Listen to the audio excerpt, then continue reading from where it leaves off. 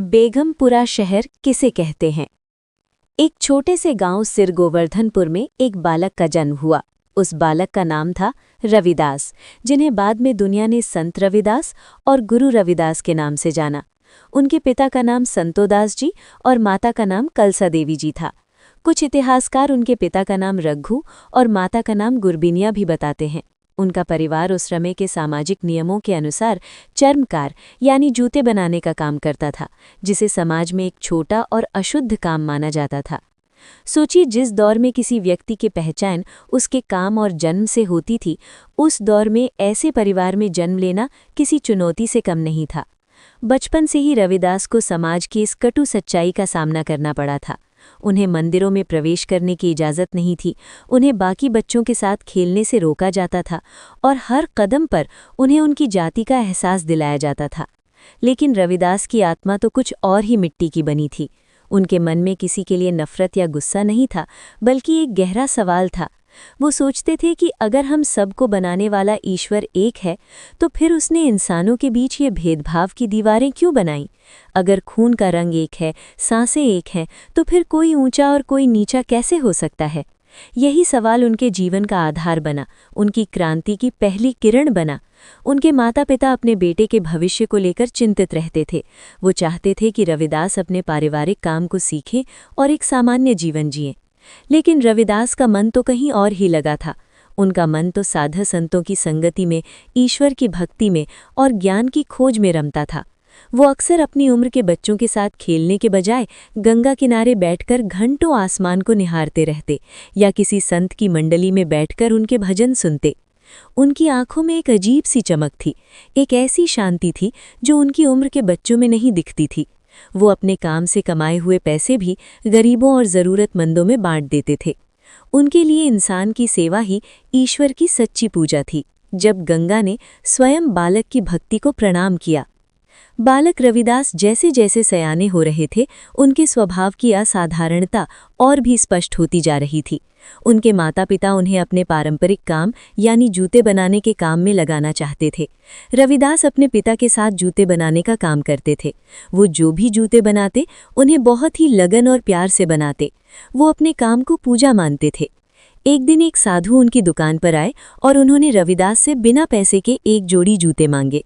रविदास ने खुशी खुशी उन्हें एक सुंदर जोड़ी जूते दे दिए। उनके पिता को ये बात अच्छी नहीं लगी, लेकिन रविदास का मानना था कि किसी संत की सेवा करना ईश्वर की सेवा करने जैसा है।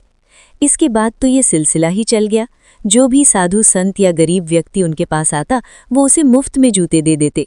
उनकी उदारता के चर्चे दूर दूर तक फैल गए। उनके पिता ने परेशान होकर उन्हें और उनकी पत्नी लोना देवी को घर से अलग कर दिया, ताकि वो अपनी जिम्मेदारी समझें। घर के पीछे ही उन्होंने अपनी एक छोटी सी कुटिया बना ली और वहीं अपना काम करने लगे। लेकिन उनका स्वभाव नहीं बदला।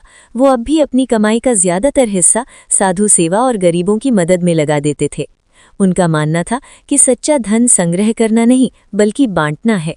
अगर आप भी इस बात से सहमत हैं कि असली खुशी बांटने में है, तो कमेंट्स में ज़रूर लिखिए। रविदास जी चाहते कि एक ऐसा समाज जहां कोई दुख ना हो, कोई चिंता ना हो, कोई भेदभाव ना हो। उन्होंने इस काल्पनिक शहर को एक बहुत ही सुंदर नाम दिया, बेगमपुरा। बेगमपुरा का अर्थ है बिना गम का शहर। ये सिर्फ एक शहर का नाम नहीं था, ये संत रविदास की सामाजिक और राजनैतिक दृष्टि का घोषणा पत्र था। एक ऐसे राम राज्य की कल्पना जो किसी राजा के शासन से नहीं, बल्कि मानवीय मूल्यों से चलेगा।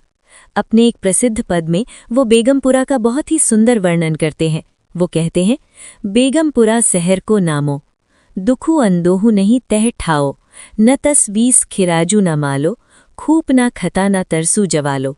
यानी उस शहर का नाम बेगमपुरा है, जहाँ कोई गम या चिंता नहीं है। वहाँ किसी तरह की कोई बेचैनी नहीं है, न कोई टैक्स है और न ही किसी की संपत्ति पर कोई खतरा।